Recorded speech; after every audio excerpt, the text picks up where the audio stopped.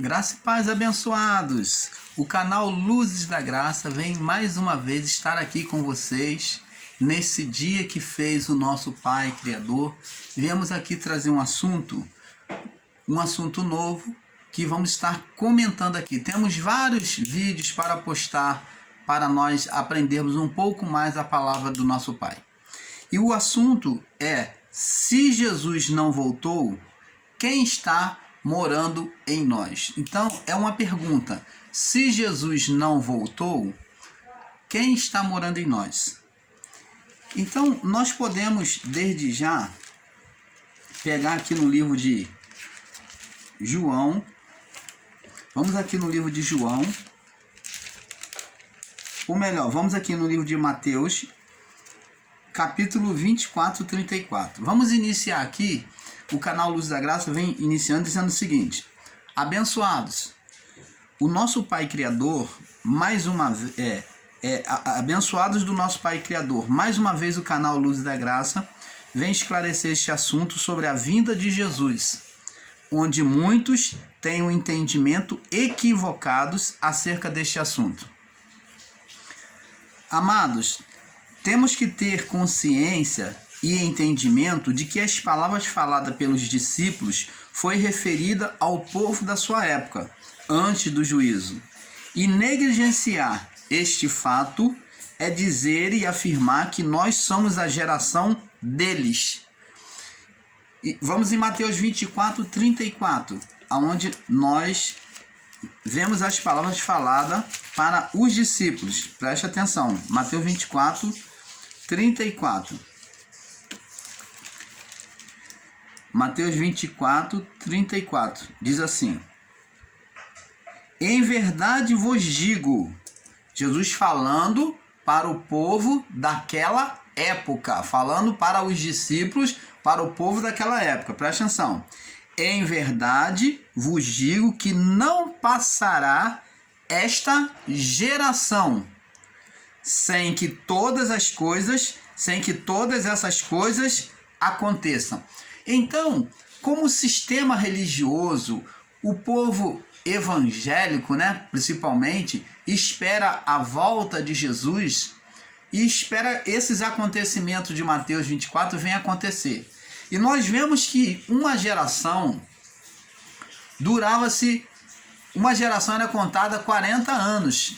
Para contar uma geração, era contado 40 anos. Então, o que acontece? Jesus estava falando para aquela geração. Ele estava falando para o povo existente naquela época. Ele diz: em verdade vos digo que não passará esta geração sem que todas essas coisas aconteçam. Que todas as coisas? O quê? O período do quê? Da tribulação, tá? Dos acontecimentos antes do juízo, aonde ia acontecer a tribulação, os acontecimentos antes do juízo. Então preste atenção, amados, a palavra não foi referida a nós. O grande erro de muitos, não só no sistema religioso, mas até muitos em graça, é pegar a palavra no estado em que se encontra, principalmente aos que estão em graça, quando é dita pela boca de Paulo. Muitos que estão em graça pegam a palavra dita pela boca de Paulo para o povo daquela época e querem aplicar nos dias atuais, após o juízo.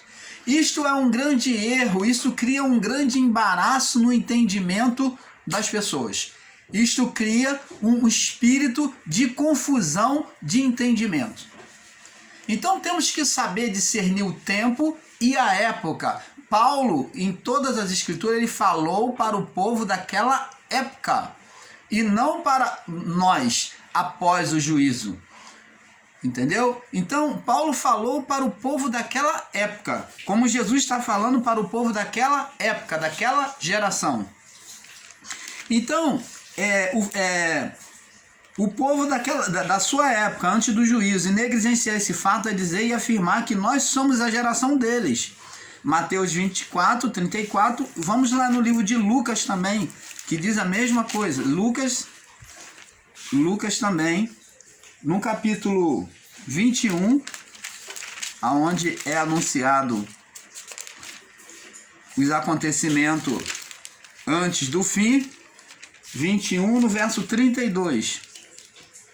Diz assim: em verdade vos digo que não passará esta geração até que tudo aconteça. Então, você vê que a geração não ia passar antes que tudo acontecesse. Eu pergunto a você, a geração já se passou? Passou. Se a geração já se passou, amados e abençoados, significa dizer que os acontecimentos da vinda de Cristo já aconteceu. De que a vinda de Cristo já aconteceu. E ele diz aqui no verso 33, passará o céu e a terra. Então, esse passar o céu e a terra é o mesmo que João Apocalipto escreve lá quando disse: vi novo céu e nova terra. Então aqui ele já estava dizendo, Jesus está dizendo que iria passar, que iria ter uma mudança do estado físico de condenação para um estado espiritual, aonde não há condenação, porque no espírito não há condenação. Você está entendendo, amado? Ele diz: passará o céu e a terra. Aí você vê, olha, mas as minhas palavras não hão de passar. Então, raciocine comigo, amados e abençoados.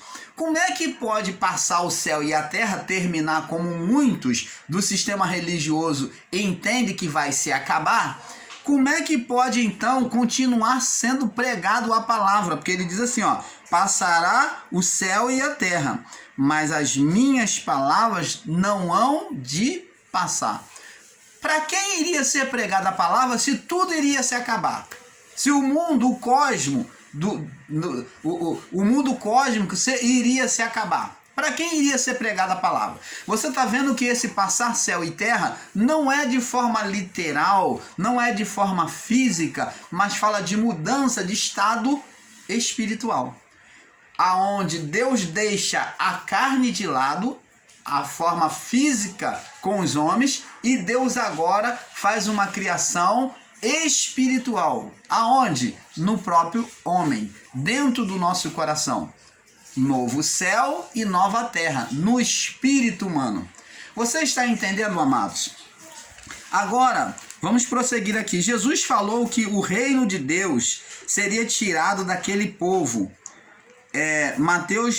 Seria tirado daquele povo. Mateus 28, Mateus 21, verso 28. Vamos ver. O reino de Deus seria tirado daquele povo. Vamos lá, diz aqui: mas que vos parece? Um homem tinha 2 filhos. Dirigindo-se ao primeiro, disse: filho, vai trabalhar hoje na minha vinha. Ele, porém, respondendo, disse: não quero. Mas depois arrependeu-se e foi. E dirigindo-se ao segundo, falou-lhe de igual modo. Respondeu e lhe disse: eu vou, Senhor. E não foi. Qual dos 2 fez a vontade de seu pai? Disseram-lhe eles: o primeiro. Disse-lhe Jesus: em verdade vos digo que os publicanos, as meretrizes, entraram adiante de vós no reino de Deus, porque João veio a vós no caminho da justiça e não creste, mas os publicanos e as meretrizes o creram. Vós, porém, vendo isto, nem depois vos arrependeste para crer. E ouvindo ainda outra parábola, houve um homem, um pai de família, que plantou uma vinha e circuncidou-a, e deu um valado e construiu nela um lagar, e edificou uma torre e arrendou-a a uns lavadores e ausentou-se para longe.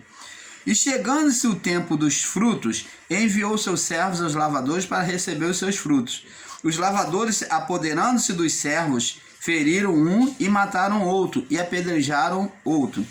Depois enviou outros servos, em maior número do que os primeiros, e eles fizeram o mesmo. E por último enviou seu filho, dizendo: terão respeito a meu filho. Mas os lavradores, vendo o filho, disseram entre si: este é o herdeiro, vinde, matemo-lo e apoderemo-nos da sua herança. Lançando mão dele, o arrastaram para fora da vinha e o mataram. Quando, pois, vier o senhor da vinha, não fará aqueles... Quando, pois, vier o senhor da vinha, que fará aqueles lavradores? Disseram-lhe eles: dará afrontosa morte aos maus e arrendará a vinha a outros lavradores que a seu tempo lhe deem os frutos. Disse-lhe Jesus: nunca leste nas Escrituras que as pedras que os edificadores rejeitaram, esta foi posta por cabeça de esquina? Pelo Senhor foi feito isto, e é maravilhoso aos nossos olhos? Portanto vos digo que o reino de Deus, portanto vos digo, verso 43, que o reino de Deus vos será tirado e será dado a uma nação que dê os seus frutos. Então você está vendo aqui que Jesus, ele veio falar justamente para aquele povo, para aquela geração, dizendo que o reino de Deus seria tirado daqueles que rejeitavam o plano de salvação. Eles dos que ultrajaram, que mataram os profetas, os servos do Senhor. Então, o reino de Deus seria tirado deles e dado a outros, né? Então, preste atenção. Vamos agora em João capítulo 14. Olha só o que é o reino de Deus. Olha o que Jesus diz aqui, o reino de Deus. Vamos ver aqui, 14, no verso 19. Diz assim, olha o que ele diz assim, ó. Ainda um pouco, o mundo não me verá mais. Então está falando da ausência dele, um pouco. Ainda um pouco, o mundo não me verá mais, mas vós me vereis, porque eu vivo e vós me vereis. Então está falando da sua morte e ressurreição, um pouco, um espaço de tempo. Naquele dia conhecereis que estou no Pai, e que estou em meu Pai, e vós em mim, e eu em vós. Diz assim: aquele que tem os meus mandamentos e os guarda, esse é o que me ama. Aquele que me ama será amado por meu Pai, e eu o amarei e me manifestarei a ele. Disse Judas, não os Iscariotes: Senhor, de onde vem que te hás de manifestar a nós e não ao mundo? Jesus respondeu e disse-lhe: se alguém me ama, guardará a minha palavra, e meu Pai o amará, e viveremos para ele e faremos nele morada. Vamos prosseguir.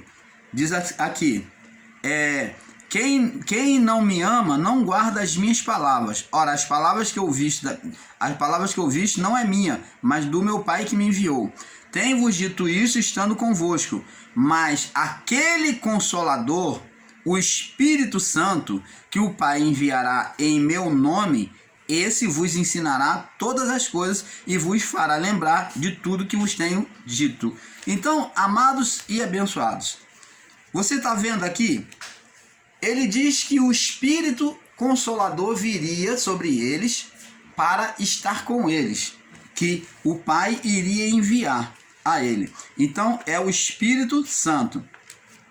Jesus falou que o reino de Deus seria tirado daquele povo, no livro de Mateus 21, 28 ao 43, né? Ao 43. O reino é a prova da manifestação da sua vinda. O reino de Deus é da sua vinda. E esperar a volta de forma física é um grande equívoco, pois não somos daquela geração, somos nova geração. Então, abençoados, compreenda que toda a palavra dita pelos discípulos acerca do juízo e da vinda de Jesus não era para nós, e sim para aquela geração deles. O derramamento do Espírito Santo mostra a prova de uma mudança de ministério e nos faz entender que houve mudança e um novo governo. Atos 2, vamos lá no livro de Atos 2, vemos claramente esta mudança. Vamos no livro de Atos capítulo 2, fala sobre o derramamento do Espírito Santo. Diz assim: e cumprindo-se o dia de Pentecostes, estavam todos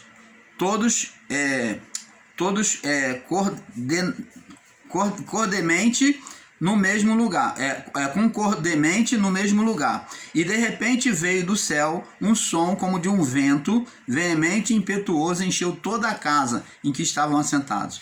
E foram vistas por eles línguas repartidas como de fogo, as quais pousaram sobre cada um deles. E todos foram cheios do Espírito Santo e começaram a falar noutras línguas, conforme o Espírito lhes concedia que falassem.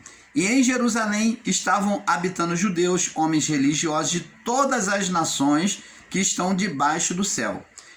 E todo aquele som ocorreu, ajuntando-se uma multidão, e estava confusa, porque cada um os ouvia falar na sua própria língua. E todos pasmavam e se maravilhavam, dizendo uns aos outros: pois que não são galileus todos esses homens que estão falando?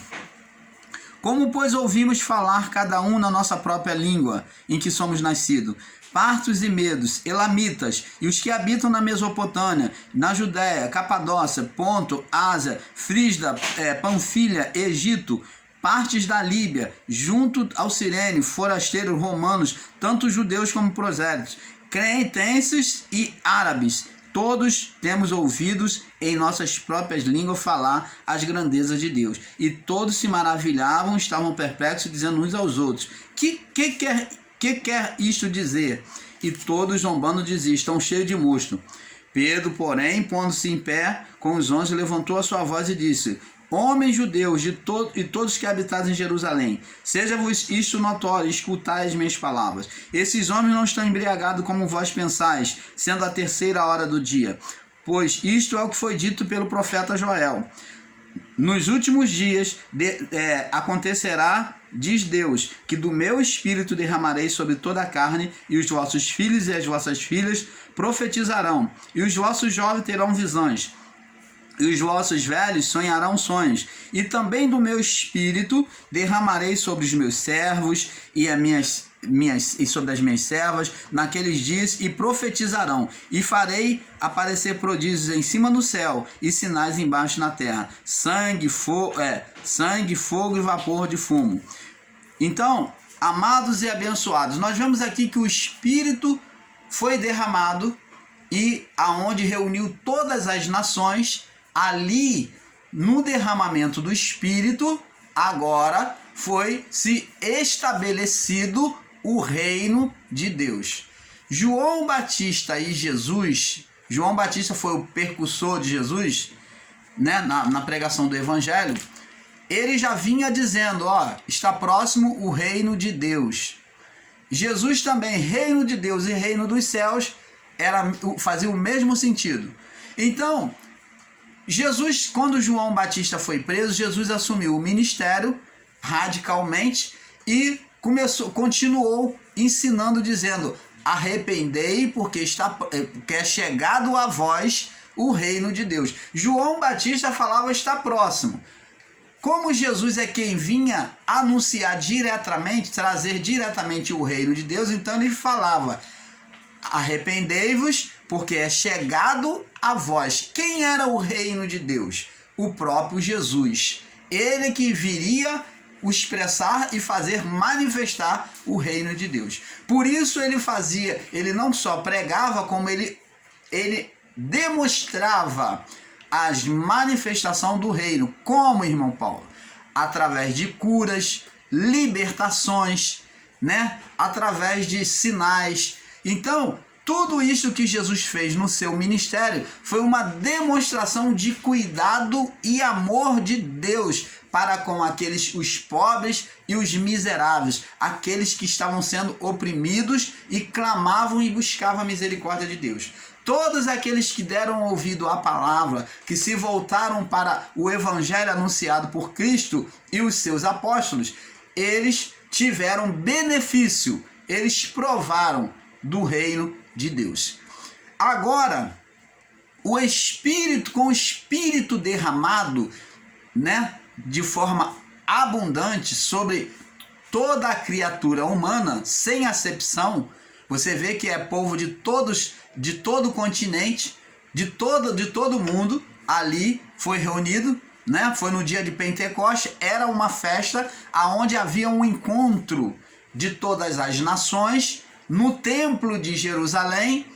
Ali o templo era o referencial da manifestação de Deus e anualmente era feito este encontro. Então ali, neste ano, era realizada a festa de Pentecostes. Era 50 dias de festas que eles faziam, aquela festa, né, comemorativa, realizando os rituais, os sacrifícios, eram todo esse tempo. Então eram 50 dias de dedicação a celebrar a Deus e a sua vontade. Ali eles liam as escrituras, sacrificavam, eles se redimiam diante de Deus com os seus rituais, com os sacrifícios, tá? Então ali eles já voltavam para o seu mundo, né, para a sua casa, para a sua nação, lavados, remidos, né, transformados para um novo ano. Então ali eles já vinham receber a bênção de Deus, né? E em muitos era feito o ritual do Yom Kippur, né? Aonde era feito o ritual do Yom Kippur também, aonde o cordeiro era sacrificado em favor dos pecados do povo, e também o bode, né? O cordeiro, que era o bode expiatório, ele era lançado para o deserto, aonde o povo confessava os seus pecados sobre o bode, para apartar a condenação. Eles, como viviam no período da lei, ainda vivia todo o ritual judaico, todo o ritual da lei. Então, eles cumpriam a lei, porque ainda a lei mosaica estava ativa, ainda não havia acontecido a mudança.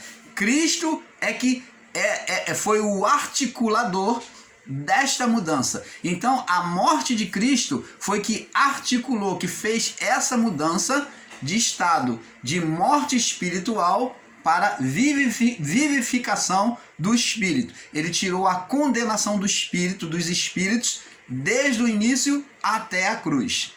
Então ele tirou o estado de condenação, de morte espiritual. A partir da articulação de Cristo se dando na cruz, se entregando na cruz, então a partir daí agora viria o juízo sobre aquela geração. Por que juízo? Porque agora, com a salvação, ou eles agarravam a salvação ou sofreriam a condenação. Porque uma vez que a salvação foi posta diante deles, o amor de Deus, aqueles que rejeitassem o amor de Deus sofreriam o juízo. E como aquele povo antigo já vinha sobre uma condição de morte espiritual, se recusasse a cruz de Cristo, o seu estado iria permanecer na morte espiritual e na condenação. Você está entendendo? Por isso que teve que haver o juízo, porque ali, no ponto Cristo ressuscitado, o Cristo, ele condenado, e ele redimiu, ele tirou a condenação, e ele ressuscitado, agora houve uma mudança de governo. Uma mudança de governo. E João, quando descreve em Apocalipse, ele descreve toda essa história. O João Apocalipto, ele descreve toda essa história numa visão espiritual, falando sobre a mudança do governo de Cristo, do ministério dos anjos, que é o ministério da carne, aonde os anjos, né, se manifestavam aos homens. Era o ministério aonde Adão escolheu o ministério da carne, se sujeitou à carne, e foi os anjos que ministraram sobre os homens, falando por boca de Deus, tá? E ali termina em Cristo, na ressurreição, no juízo, termina o ministério dos anjos, aonde Cristo também se assenta para julgar junto com os anjos. E então, nessa transição, nessa mudança, agora, né, haveria o juízo. Após isso, então agora o ministério é do Espírito. Os apóstolos viveram num período dessa transição entre o ministério dos anjos, a lei que ainda vigorava, e o ministério do Espírito. Por isso que se dá a confusão de entendimento de muitos que estão em graça, que pegam a palavra do apóstolo Paulo como se fosse para nós, não entendendo que eles ainda estavam vivendo essa transição. Eles estavam entre a lei e entre a graça. Estava entre o ministério da lei e o ministério do Espírito. Você está entendendo, amado? Então, ao lermos a palavra do nosso Pai Criador, temos que ter muito cuidado, principalmente as epístolas paulinas. Por quê? Porque não se pode enxergar a palavra diretamente para nós. Nós temos que ter um bom senso e vermos e perguntarmos a nós mesmos, para quem Paulo está falando? É para nós ou para eles, a igreja de Cristo daquela época? Porque, como muitos em graça ensinam de forma equivocada, dizendo que nós somos a igreja de Cristo, e isto não é verdade. A igreja de Cristo não existe no nosso meio. A igreja de Cristo é celestial. João viu ela lá nos céus. Ele descreveu a noiva, adornada e preparada. Se nós somos igreja de Cristo, estamos adornados e preparados, o que nós estamos fazendo aqui? Por que existem muitas pessoas no corpo da corrupção sendo carnal? Onde que a igreja de Cristo vai ser carnal, meu irmão, minha irmã? Ela é incorruptível, sem ruga, diz a palavra, ela é incorruptível, sem ruga. E como que pode uma pessoa ensinar e dizer que nós somos a igreja de Cristo? Se ela está nos céus, João viu ela. Nós somos filhos da igreja e filhos de Deus. Esse sofrimento que a igreja de Cristo, que é o povo antigo que padeceu por nós, os apóstolos, discípulos, profetas, que padeceram pela palavra, nós, através dessas dores de parto, desse sofrimento, nós fomos beneficiados, fomos criados na feitura do Espírito e não diretamente sobre a condenação da carne. Quando fomos gerados, não fomos gerados mais debaixo da condenação, porque fomos gerados em Cristo, aonde Cristo é o cabeça da igreja que está nos céus, na glória do Pai, e nós somos filhos gerados espiritualmente. Talvez para você é difícil de compreender um espírito gerando. Você talvez possa aceitar que um ser humano, uma mulher, gere filho. Mas tudo que se acontece aqui embaixo na terra, como disse na oração, Jesus ensinou, seja feita aqui na terra, seja feita a tua vontade, assim na terra como é feita nos céus. Então, a figura de uma mulher gerar filho também foi projetada nos céus, aonde Deus, quando criou o homem, ele criou o homem e mulher para gerar filhos, que ele queria filhos espirituais gerados nesta criação que ele formou. E como Adão frustrou os planos de Deus, frustrou entre aspas, tá? Adão fracassou na sua escolha. Então Cristo veio reparar, aonde em Cristo agora, justificada, a igreja santificada, justificada, formou aqui todas aquelas vidas, todos aqueles membros espirituais nos céus, formou um corpo celestial. E através desse corpo celestial, para se ter uma perfeição ao olhar do Criador, então quem era o cabeça? O próprio Deus, aquele que se fez filho. Deus olhava para ele mesmo quando olhava para a igreja, porque ao olhar para o rosto, para o cabeça, Deus olha e vê Ele mesmo com um corpo espiritual. Então foi formado um corpo espiritual de Deus, como no início. Cristo é o âmago de Deus, então se formou a imagem de Cristo do interior de Deus, agora para o lado de fora, na existência espiritual. E essa igreja foi que sentiu dores de parto, que João descreve no Apocalipse, que ela estava com ânsia de dar à luz. Ela estava ânsia de dar à luz a quem? A filhos espirituais. Fala do sofrimento que a igreja passou aqui e que iria gerar filhos espirituais. Quem é esses filhos espirituais? Somos nós. Amados e abençoados, compreenda isso. Somos um povo vivido aos olhos do Pai sem nenhuma condenação. A única coisa que é desprezível em nós é a carne, que a carne é humana. Deus não trabalha com carne, mas Ele trabalha dentro do nosso espírito. O Espírito de Deus está. E foi pelo nosso espírito que Deus formou o novo céu e a nova terra. Você está entendendo, amado? Então, temos que ter esse perfeito entendimento. Ensinar a igreja aqui é o maior equívoco. É você dizer, então, que a igreja que diz que não tem ruga, não tem mácula, e ela está aqui, ó, passando o maior sofrimento na vida do corpo, bebendo, fumando, cheirando, fazendo todas essas coisas, roubando, assassinando, corrompendo. E a igreja pode fazer isso? Como que nós somos a igreja? Nunca. Deus trata espírito. E nós somos filhos de Deus pela igreja, gerado pela igreja. Devemos ser gratos à igreja de Deus, porque somos filhos dela em Cristo Jesus. Dá um glória a Deus aí. Então, amados, então, abençoados, compreenda que toda palavra dita pelos discípulos acerca do juízo da vinda de Jesus não era para nós, e sim para aquela geração deles.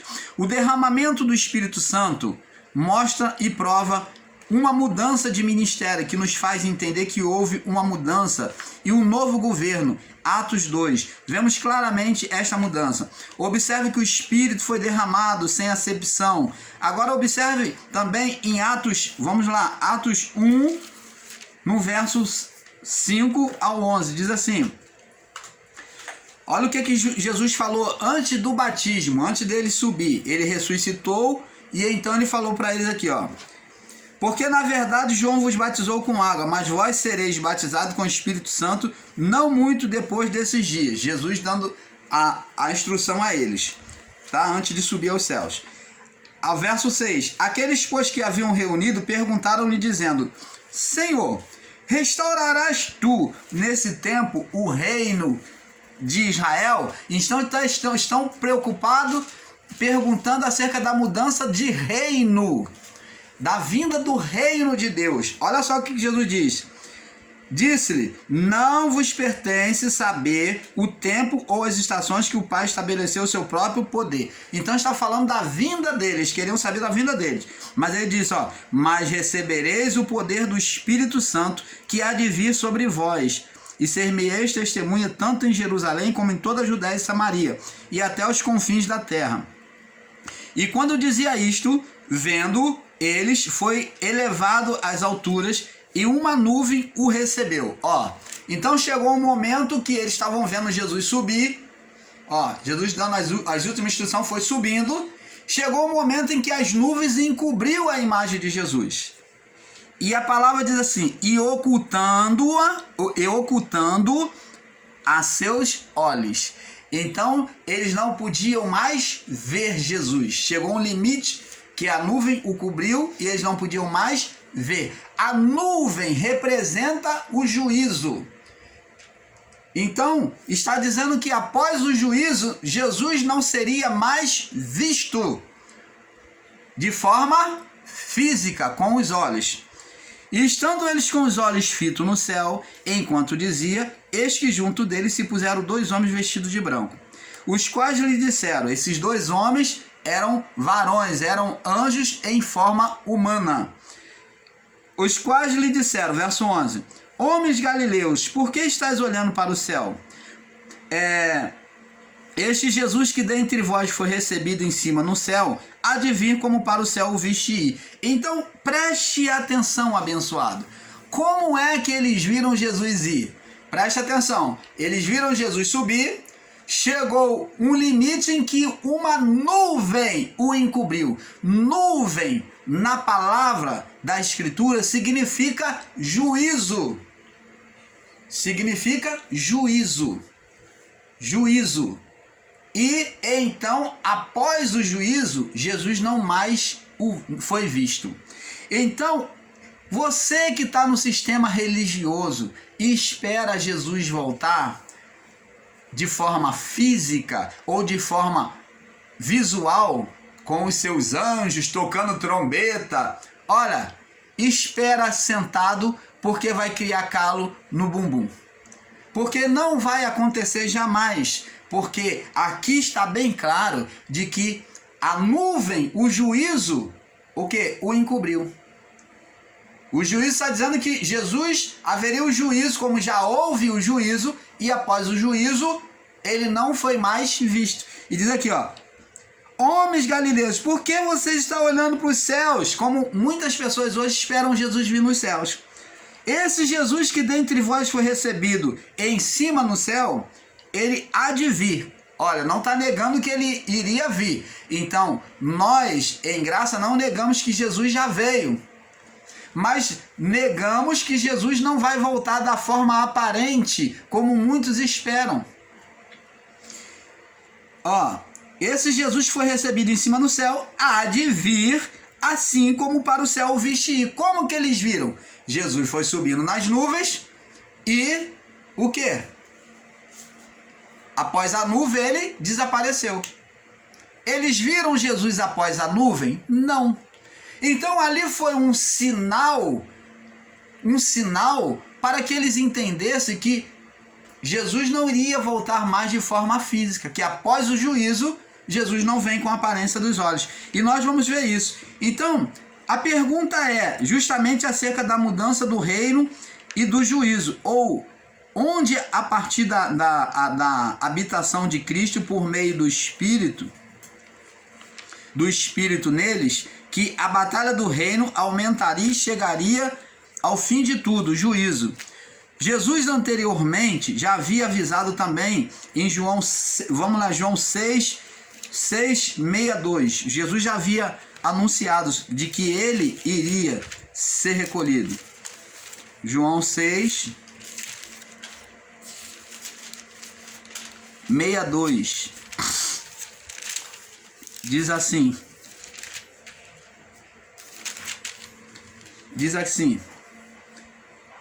que seria, pois se me visse subir, pois se visse subir o Filho do Homem para onde primeiro estava. Você está vendo? Ele já havia anunciado que ele iria subir. Então, ele já falou. Como vemos, a vinda de Jesus está ligada com a vinda do Espírito Santo. Vamos lá em Mateus 28, agora para nós entendermos ainda melhor. Mateus 28. Mateus 28, no verso 20, Mateus 28, verso 20, o último verso, diz assim: ensinando-os a guardar todas as coisas que vos tenho mandado. Eis que estou convosco todos os dias, até a consumação do mundo, ou dos séculos. Existem traduções que está séculos, até a consumação do século. Então, ainda que você talvez diga assim, mas irmão Paulo, mas aqui não fala geração, aqui fala século. Tá, vamos dizer que fosse um século, é 100 anos. Vamos dizer que fosse 100 anos. Para o tempo que Jesus já subiu aos céus, já se passou muito mais. Já se passou 2021 anos. Então, amados, preste atenção. esse entendimento de esperar a volta de Jesus é totalmente falho. Isaías 55 também ele já falava. Vamos lá. Vamos confirmar aqui em Isaías 55. Isaías 55. Ele já havia profetizado bem antes. Olha o que ele dizia aqui, ó. No verso 6. Vamos ver aqui. Buscai ao Senhor enquanto se pode achar. Invocai-o enquanto está perto. Quem é que esteve perto deles? Cristo. Então está falando de um tempo, de uma oportunidade, porque Jesus significa Deus é a salvação. O nome Jesus significa Deus é a salvação. Então, preste atenção. Esse nome foi referente justamente ao ponto de salvação que toda a humanidade teria diante do Criador.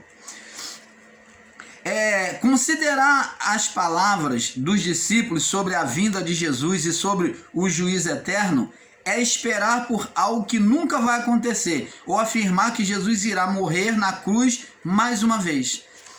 Vimos que o reino começou a ser anunciado por João Batista. Vamos lá, Lucas, onde João Batista já anunciava no verso 11. Lucas 11, vamos em Lucas 11. No verso 18 ao 20, diz assim. Observa bem, presta atenção.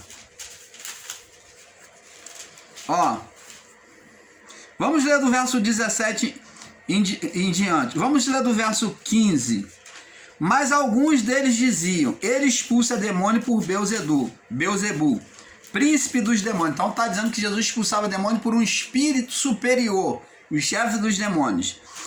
E aí ele diz assim, mas conhecendo ele seus pensamentos, disse, todo reino dividido contra si mesmo, você está vendo que ele está falando de reino. Para aqueles que pregam que não houve existência do espírito de Satanás, então está aqui, ó. Jesus está falando de reino espiritual, tá? Mas conhecendo eles os pensamentos, disse, todo reino dividido contra si mesmo, ele está falando de reino humano não, porque Jesus aqui está expulsando espíritos, demônios. Ele não está expulsando homens, ele está expulsando o espírito. Então ele está combatendo contra o espírito. Então ele está falando, dando uma palavra plausível em cima daquilo que ele está vivendo. Ele fala, todo reino dividido contra si mesmo, todo reino dividido contra si mesmo será assolado, e uma casa dividida contra si própria cairá. Aí ele diz assim, ó, no verso 18, se também Satanás, o ser espiritual que existiu antes do juízo, né? Espírito de Adão, criado por Adão. Se também Satanás está dividido contra si mesmo, como subsistirá o seu reino?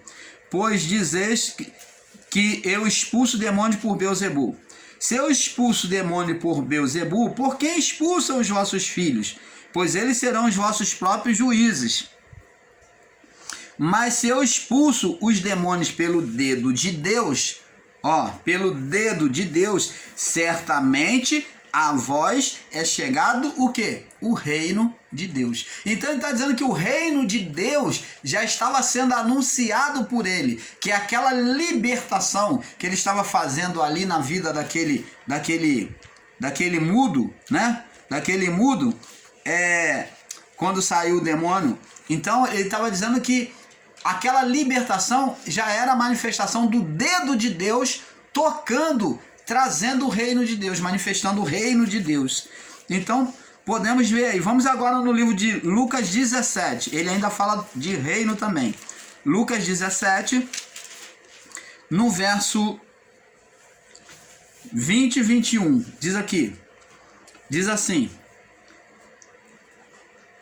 E interrogado pelos fariseus quando havia de vir o reino de Deus, respondeu-lhe e disse, o reino de Deus não vem com aparência exterior, ou dos olhos. Exterior é que se pode olhar de fora, ou dos olhos. O reino de Deus não vem com aparência exterior. Verso 21, nem vocês dirão, ele está ali, ei-lo ali, ou ei-lo aqui, ou ei-lo ali. Porque o reino de Deus está dentro de vós. Então ele está dizendo que o reino de Deus estaria dentro, já estava dentro deles. E quem é esse reino de Deus? O Espírito de Deus.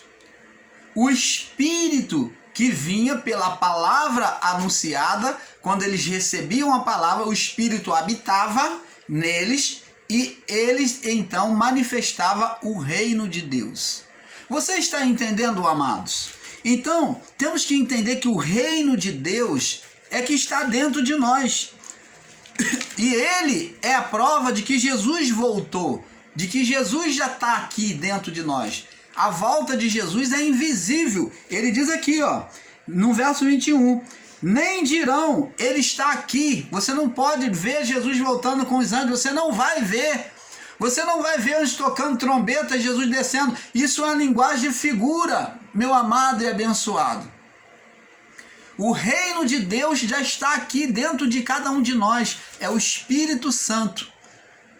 Jesus já voltou pelo Espírito. Ele diz, não vos deixarei sozinho, mas eu enviarei o Espírito para que esteja convosco todo o tempo, até a consumação do século. Então o Espírito estaria com